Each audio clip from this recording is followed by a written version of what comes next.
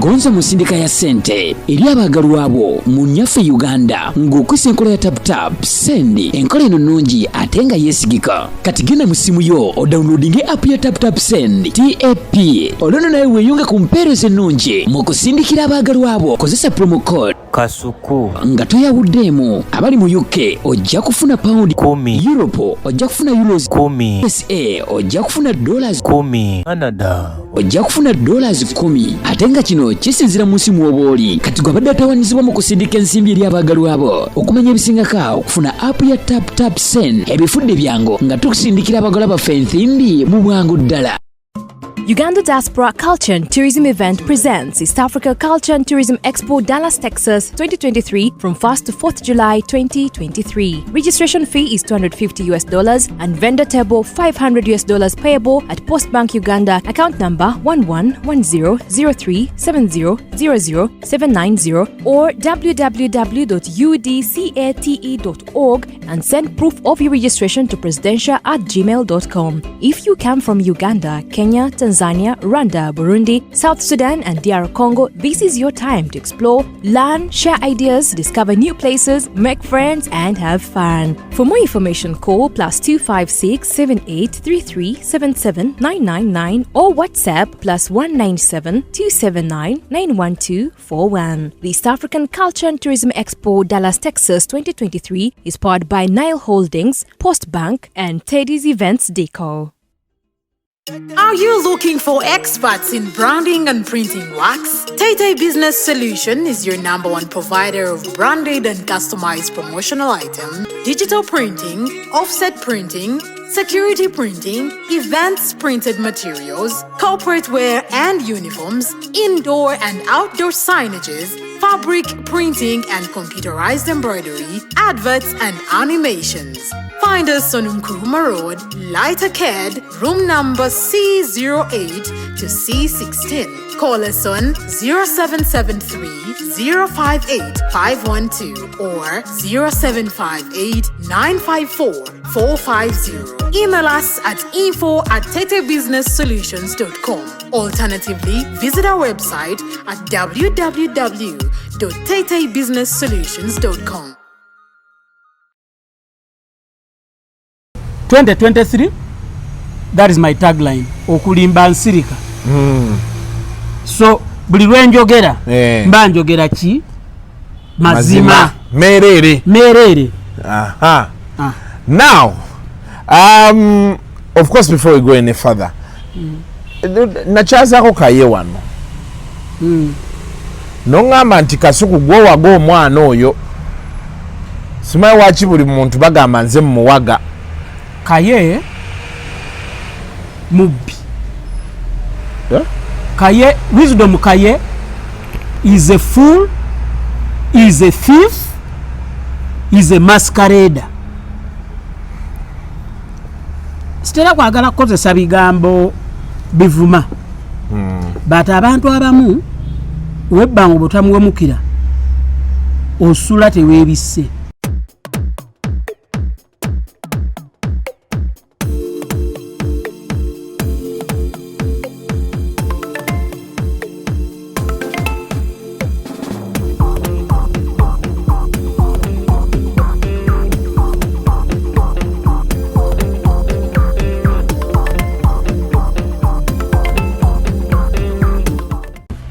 Welcome to yet another edition of Kasuku Live. Yes, monako lero nine Uncle Eddy Sendi naye ayagala his famous 5 minutes. Dakika 5 kama kagenda kuba kampi. Naye dakika 5 teziba 5 in actual sense. Ya Muganda ye bwati. Olaba akugamba kanzije. Nga genzi tagenda ku. Nga tagenda kukomawo.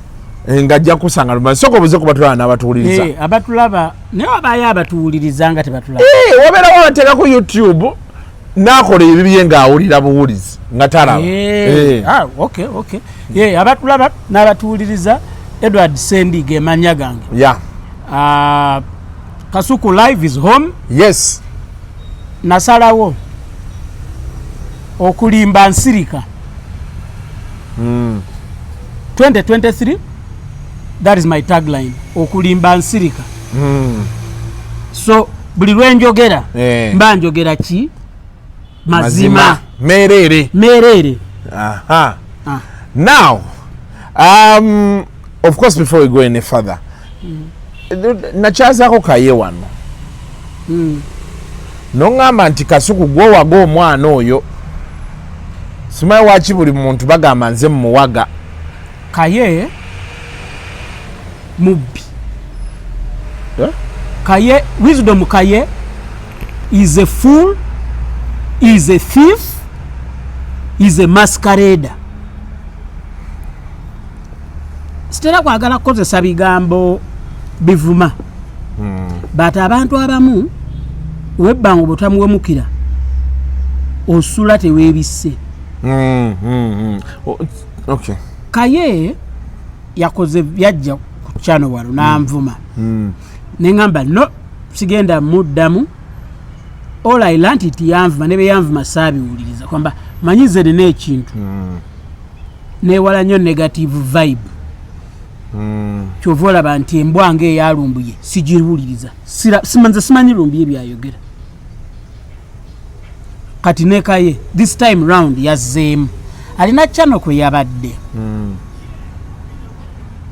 Omanyi kasita nanyini channel tajja mu kamera omanyanga nti there is something fishy. Buli lwatagituulamu nanyini channel teyabadde na mu kamera. Nga bwoga nti gwendeka nze nyingireyo mala okukola sente zino. Kikyenjogerako Kaye mu bimu ku byeyagambye yagezezaako kwonoona linnya lyange. Ngenda kulambulula mbabuulire lwaki abadde agezaako okwonoona linnya lyange andi lwaki nga nti Kaye mubbi. Waliwo akakundi akaagala okubba ssente nga awamu kuwa batagetins abatulaba ndyabagamba ministry ya gender mu budget ejja egenda kufuna ssente. Waliwo ssente za mirundi ebiri. Sector ya performing arts tebangako mu budget ya Uganda. It is going to happen for the first time. Kakati ababbi nga Wisdom Kaye is part of the thieving group batandise to position themselves okusobola okubeera nti bazigwira mangu. Now sente endala ezisuubirwa za tax education from URA because URA bwe yavaayo nega nti abayimbi ne bannabitone bonna ne bapromoters naki balina okusasula VAT. Bw'oba osasula omuntu yenna ng'omupangisiza olina withholdinga 6% wa URA. Definitely obutamanya bungi mu ggwanga.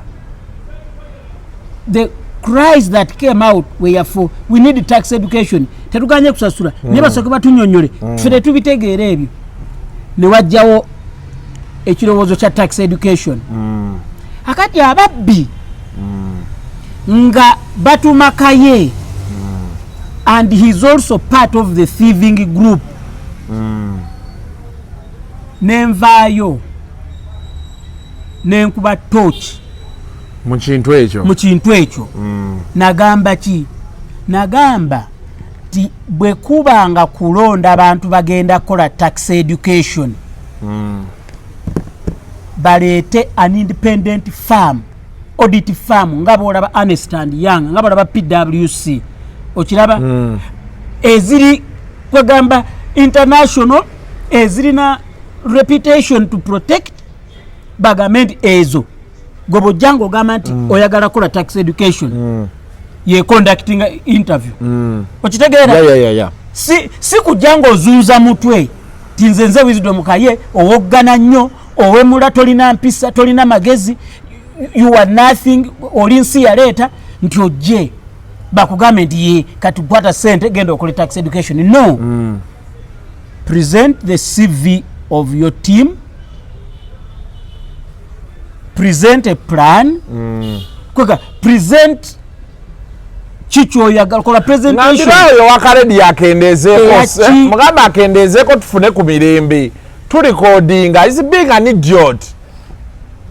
Genda mu maaso. Bafu onyonyole check zake kyogenda okukola.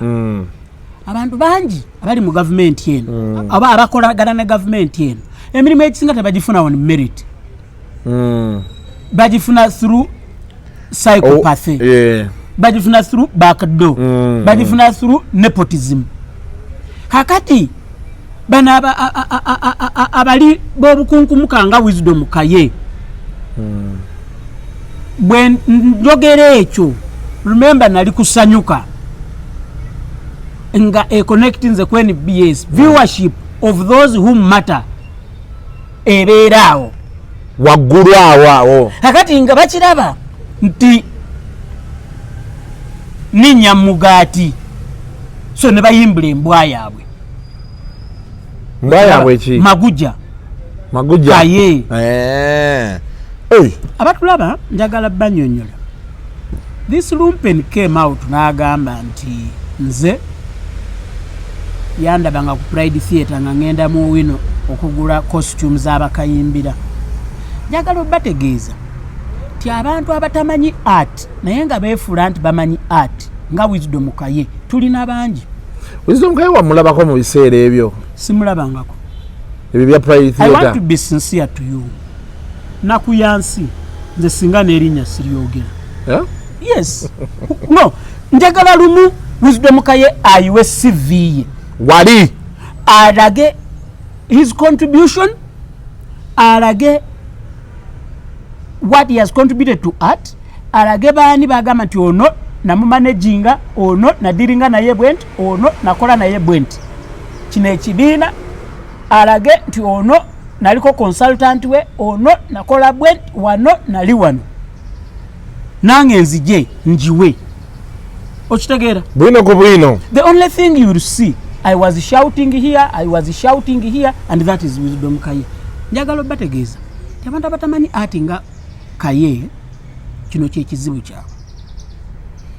Ekintu kye bayita costuming, it is a very, very respectable big part in art. Safu nako kumukisa yadde ogugula akakofiira. Yet I would have loved ng'omuntu agenda kambala ku stage. Waliwo omwana bamuyita Shakira Kibirige. She's traveling the world. Shakira natera okukola bino makeup. She's traveling the world. Niyo manyi omulimu gwe. Makeup na costuming. As we speak, she's either in France or Italy. Ali ku set akola for costuming. Akati omusiru nga Kaye avaayo agezaako okulaga mb'okugenda mu bino n'ogula engoye z'abazannyi n'ojja n'ozibawa nga costume nti kintu kya wansi.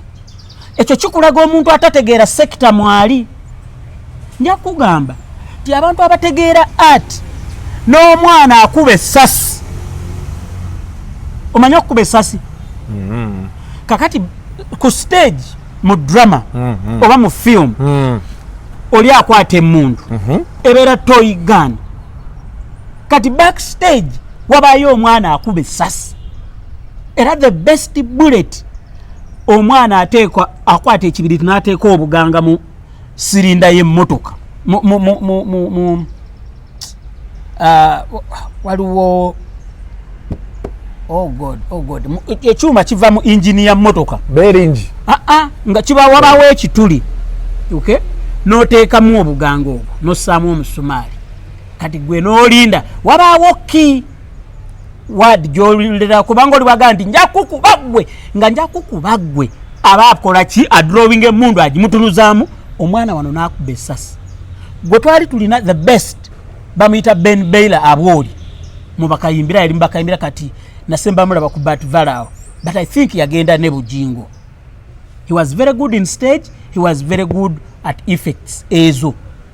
Nti olaba oyo nti akola mulimu kintu akuba ssasi is very very important, but omusiru atategeera hajja kujja avuma omuntu akola omulimu ng'ogwo.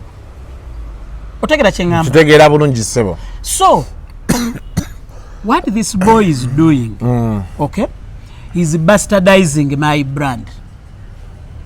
Arowooza yakoze allegation njagala kuyita wano Kasuku live. Yes, sebo.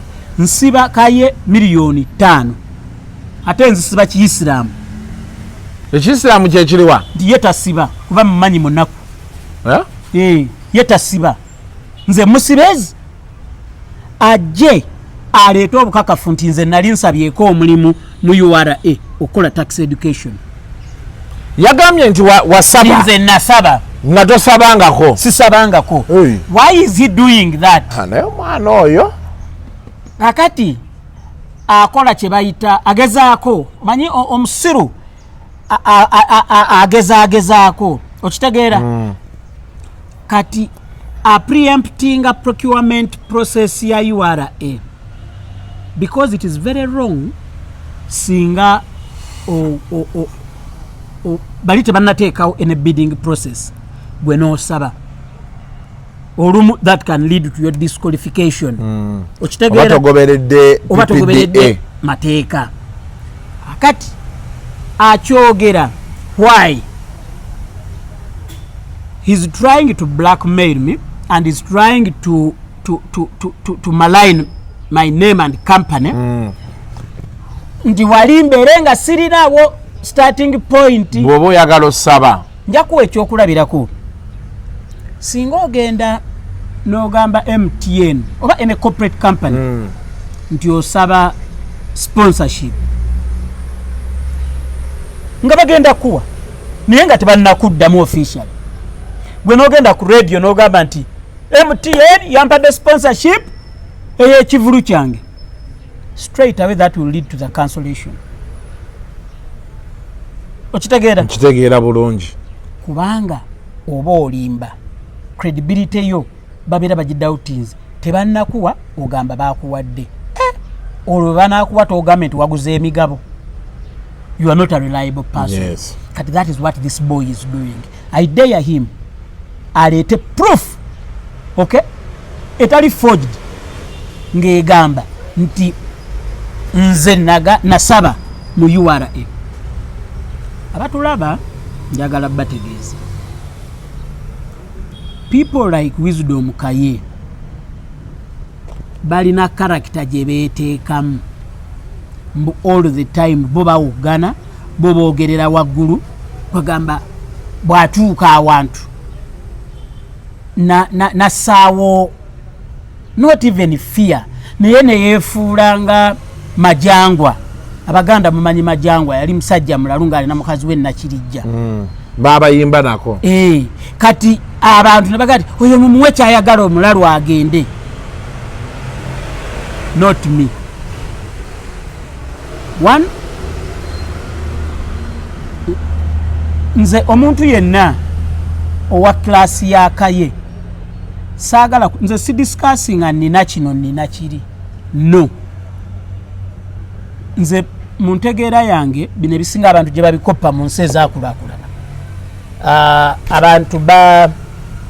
Abantu ba liso lyange lyalwadde likuluma.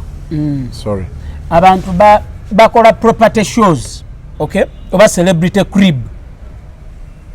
Oli najja n'alaga byalina. Okitegedde? You don't go to discuss art and you start discussing nina kino nina kiri. If you are discussing art, discuss art. If you are discussing property, you go on the right show. Era oli n'ajanjula n'agamba tuzze kulaba alinawo kaki. Nakino nkyogera. I dare Kaye adeclaring byalina.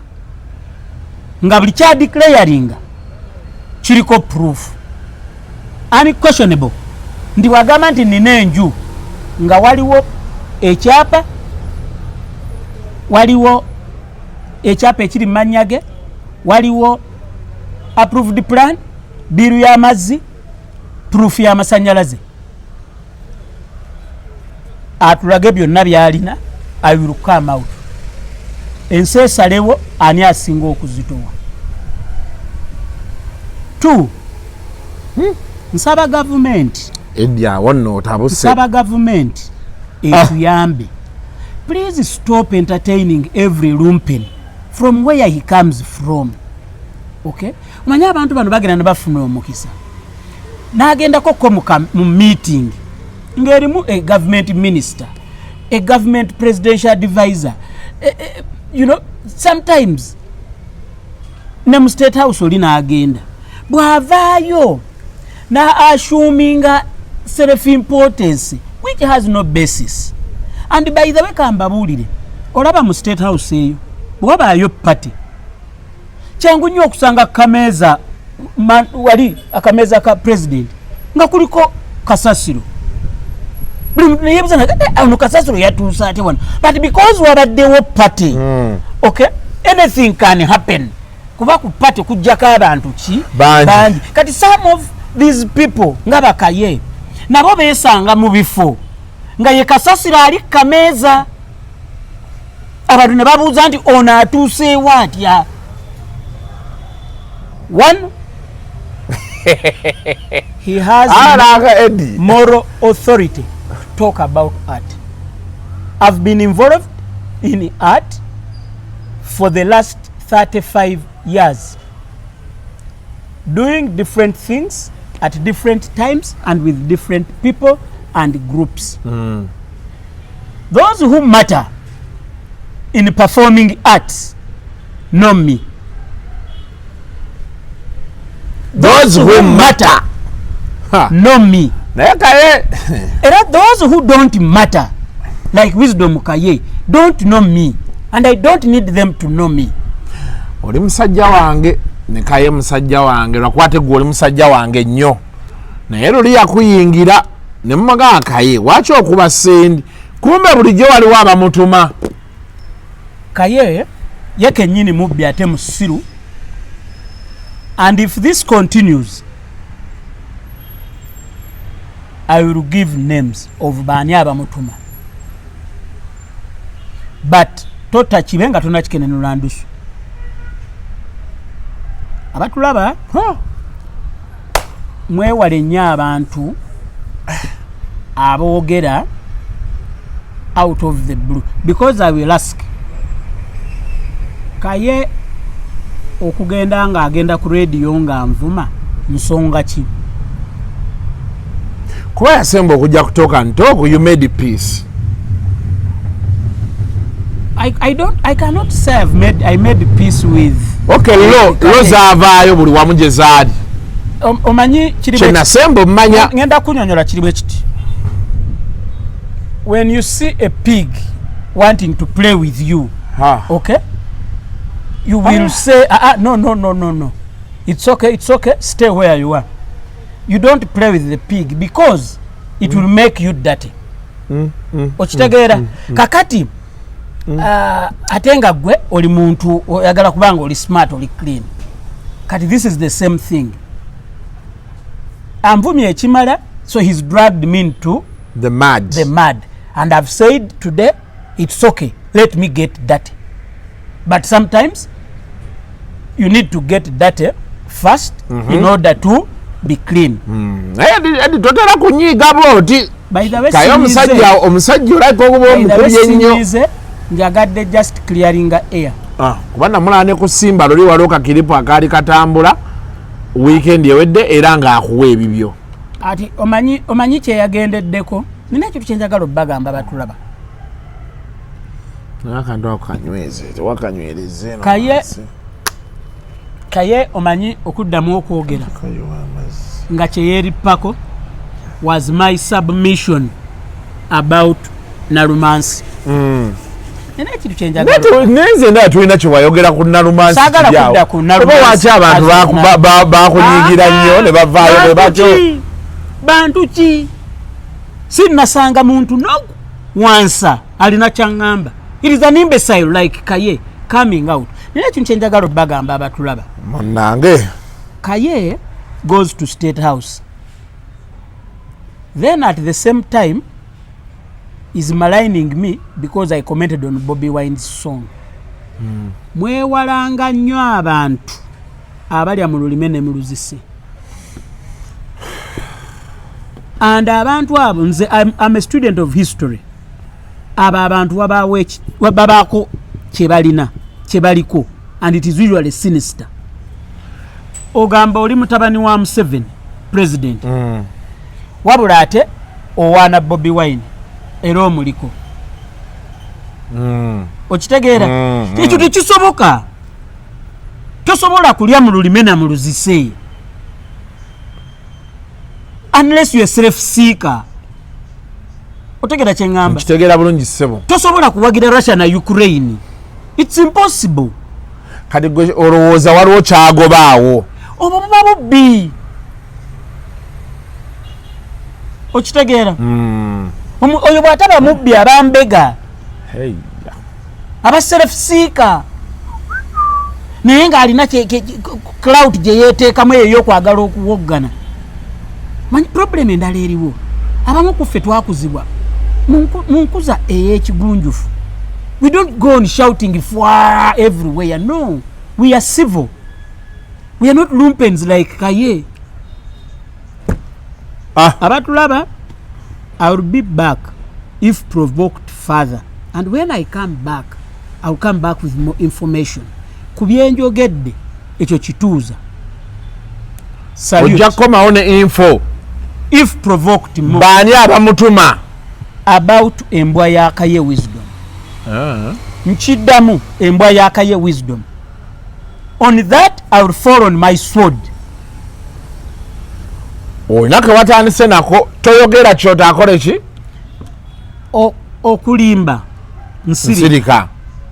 Kuno siwadde ndowooza yange yokka. Okulimba nsirika.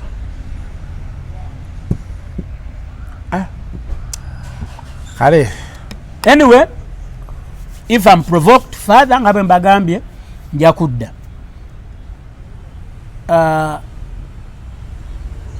Njagala yenna ayagala ddamu olabe owulirize byenjogedde. Nja kukolayo recording endala ne Kasuku ku Kasuku live. Nja kujjanga bwino wange na muwandiike nditeiringe embwa ya Wisdom Kaye bulungi. I break him down for you properly. Naye kati seeni mugaati gwe gukubya abasajja batya nti oyinza okukwata mu mugaati gwabwe. Baagala kubba.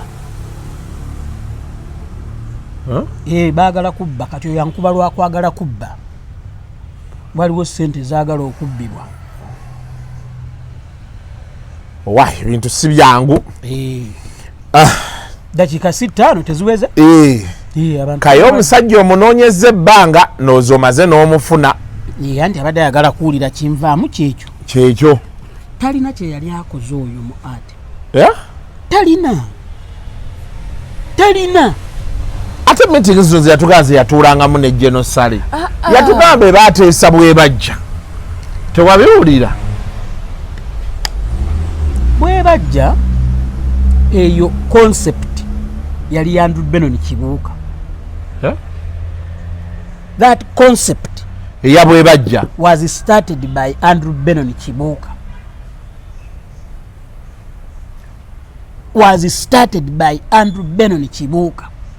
In a meeting in State House when entertainment, performing arts stakeholders were invited. Njakudda mbawe insights za meeting eyo. Biki ebyaliyo, baani abaaliyo, ani yayogera ki from beginning to end and what followed. To the one. For now, we await eyinza nogiyita part 1 kuba 2 gyeri ne 3 gyeri zikyajja anti eri kiri kyoyogeddeko ekyabwe bajja ngenda kufuna kubaka yabadde alina ebintu byadde ng'ayogera obadde obiraba baga nti bebamu kubaate nabagambye is a masquerader. Talina kye yateesa. Talina. He was mute. Bye bisasiro ebibeera wali ku kameeza mu State House nga waliwo party. Nkugambye sibula abantu lunaku lwaleero tetugenda kusukkawo wano olunaku olwaleero. Uncle Eddy, thank you very much. You're welcome. As we await the next tulinda Jenkins atuuke tulikodi kuba Jenkins alina obubaka bw'abafudde yangambye yayogedde ne bafudde alina obubaka bwe bebe yamutisse obubaka n'amugamba buno mbukuwadde ku nsonga ezitambula wano ye bano ewalabye Vampino be yaviriddeyo kaziniwo ate nti kyamubanja oba mbu yamusanze oba n'amubuuza obono n'amukola biki naye abo beesiga oba banaakomawa. Vampino naye atuyambye manyi kati Vampino problem yange naye is my friend mwemanyi tumanyiganye bulungi naye ajja kugwa mu mbeera ya Lydia Jasmine ne Maurice Kirya omusajja yayogera ekituufu yadde yankola bubi ate naddayo n'akiritrack n'ageza ku kipolishinga yagaa nti yes Lydia Jasmine I know her through the pictures and photos she posts but I don't know her music. Omwana oyo Kirya yali mutuufu atya yali mutuufu. There are more photos posted by the artist herself than her music. Okay? And ekyo akikayanya nze ebyange biba simple. Genda ku Instagram page, genda ku YouTube, genda ku Instagram, genda ku Facebook, genda ku Twitter, handles ezesatu. Olabe kyekisinga obungi. Music bifaananyi. Ne kati ne Vampino is becoming a wailer. Akabira kino akabira kiri, akabira kino akabira kiri. When did he last release a song? Akuba omuziki bannabitone teri kikwogereranga muziki, teri kikwogereranga muziki. Vampino sing amanyi oba oyimbi okubya oluyimba lwo essimu eba bize obeera oweebase wakooyo ova mu show n'akubuuza oba toyagala akubuuze naye kati wuyo agenda anoonya baabuuza nabamuddamu nabatamuddamu okiraba when you are busy you don't mind who greets you and whom you greet and doesn't reply. No, you want to relax. okiraba let him do music. ayimba akuba omuziki ate is a very good artist, talented. yaliko omuyimbi wa Mukasa nga Mukasa ye manager we nakuba oluyimba baluyita so Mukasa alwogera nnyo lwe bakayaliramu bingiri nga Mukasa mugamba tofulumya bingiri fulumya nata bingiri namubeki that he should see lazima namulaba njamuga ati Vampino dekera we bintu ebyo byokka yimba artist mwenna abali eyo mbasaba magezi gembawa boba muyimbi yimba. If you are a dancer, create new dance routines and dance. Bobanga you are an actor, both film and stage, noonya wali groups saba audition zanya. Let your works flourish. If you're a comedian, don't become a kapale. Ochiraba?